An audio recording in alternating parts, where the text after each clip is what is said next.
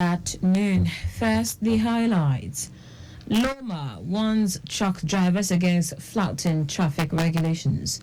Federal government launches soil fertility initiative. On the fronts in United Kingdom urges G7 members to coordinate sanctions against Iran.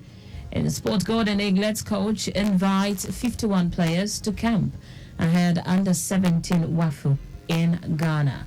Now the details. I am Taiwo Baruwa.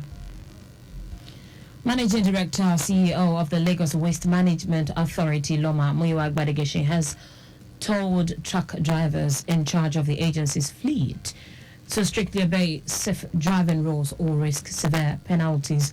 Gbadegeshi said this at the Loma's headquarters, Ijara Lokpa, just as he reportedly warned against any breach of safe motoring and road traffic rules and regulations involving non-use of seat belts, drunk driving, excessive speed, and reckless behavior on highways.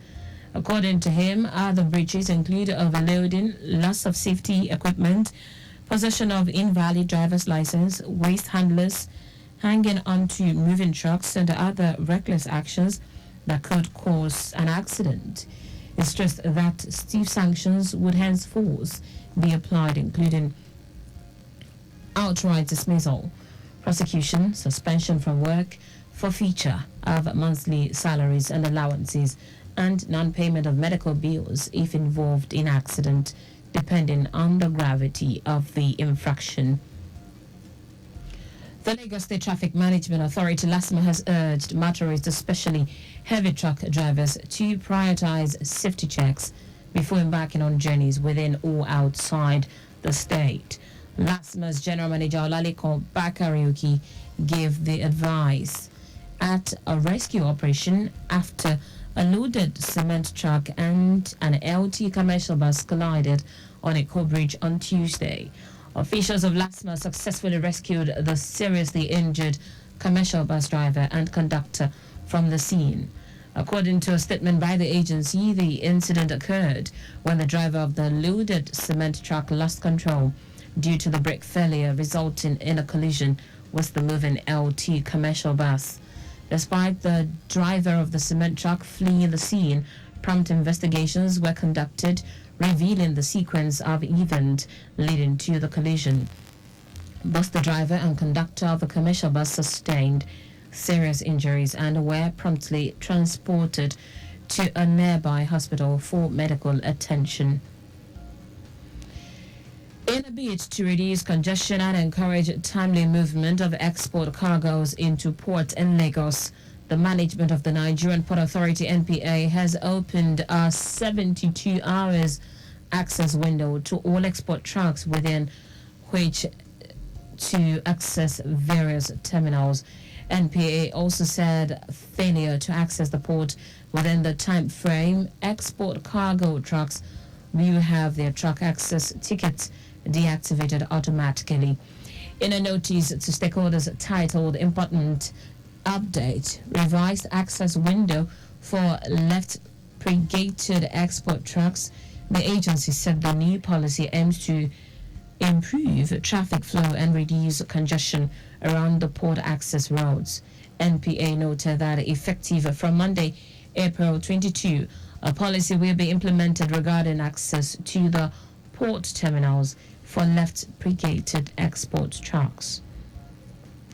Now to the rest of the stories. Vice President Kashim Shettima has reaffirmed the government's commitment to agricultural reforms aimed at bolstering production and improving the soil management practices. He spoke in Abuja during the launch of an agricultural initiative tagged Soil Values. Shettima, who was represented by his Senior Special Assistant on Agribusiness and Productivity Enhancement, Kingsley Uzoma, underscored the pivotal role of agriculture in the nation's economy, noting that it contributes 24% to the GDP. He stressed the urgent need to confront issues such as land degradation, erosion, and drought, particularly in the Sahel region. Supported by the Dutch Directorate General for International Cooperation and spearheaded by the International Fertilizer Development Center, Soil values aim to tackle soil fertility issues, foster sustainable agricultural development over the next decade, and uplift the livelihoods of 1.5 million small-scale food producers. The Nigerian Defense Academy NDA Kaduna has urged residents of Mando, Samia, Kauya and Afaka general areas not to panic over its scheduled shooting exercise. NDA Public Relations Officer Mohammed Maidawa in a statement said the exercises for the Army Cadet of 73 and 74 regular courses. Maidawa noted that the exercises are scheduled to hold from April 18 to 20 and from April 26 to 27. He assured the general public that all necessary safety measures have been put in place for the successful conduct of the exercise, adding that they should avoid trespassing in the general area throughout the period of the exercise. Lagos State Governor Babajide Sanwo-Olu has congratulated the Secretary of the Governors Advisory Council, GAC, Mutiu Are, on his 65th birthday. Governor Sanwo-Olu, in a congratulatory message issued by his Special Advisor on Media and Publicity, Gbega Koshile, described Are as a seasoned administrator and committed politician. He said Are has made remarkable contributions to governance and policy in Lagos as a chieftain of the ruling party in the state for many years, adding that his positive impact as scribe to the GAC are felt within the party and the state as a whole. In foreign news now, British Foreign Secretary David Cameron has urged the world's largest economies to coordinate sanctions against Iran to show a united front.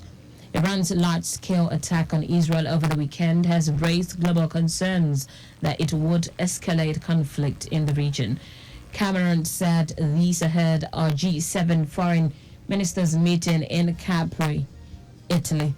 According to him, there is more that can be done to show a united front that Iran is behind so much of the malign activity in the region, and he hopes that will happen at the meeting.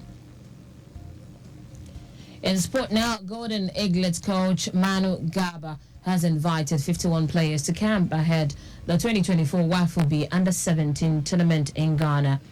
This is coming barely 1 month to the tournament, which will be played from May 15 to 29 in Accra, Ghana. Gaba noted that the team's camp would open today for the WAFO tournament, which serves as qualifiers for next year's Under-17 AFCON. According to him, he has scouted most of the players and some lists were given to him by some stakeholders. Gaba said he has mandated the players to have their MRI scan before they come to camp. And that's it on the news at noon. But just before we go, please do not drive beyond the specified speed limits.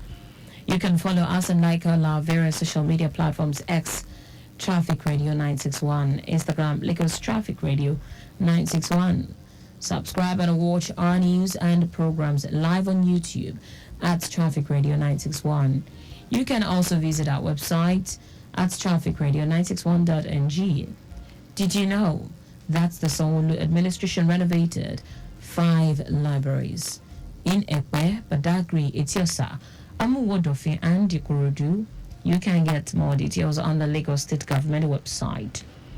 To end the news, here are the highlights of the major stories. Managing Director and CEO of the Lagos Waste Management Authority, Loma Muyiwa Gbadigeshi, has told truck drivers in charge of the agency's fleet to strictly obey safe driving rules or risk severe penalties. Vice President Kashim Shettima has reaffirmed the government's commitment to agricultural reforms aimed at bolstering production and improving soil management practices. We also told you that British Foreign Secretary David Cameron has urged the world's largest economies to coordinate sanctions against Iran to show a united front. In sport, Golden Eaglets coach Manu Garba has invited 51 players to camp ahead the 2024 YFB Under-17 tournament in Ghana. For contact with the newsroom, send a message to info@trafficradio961.ng. That ends the news broadcast compiled by Adewale Oluokoroku. I am Taiwo Baruwa. Thank you for listening. Up next is Lunchtime Waka.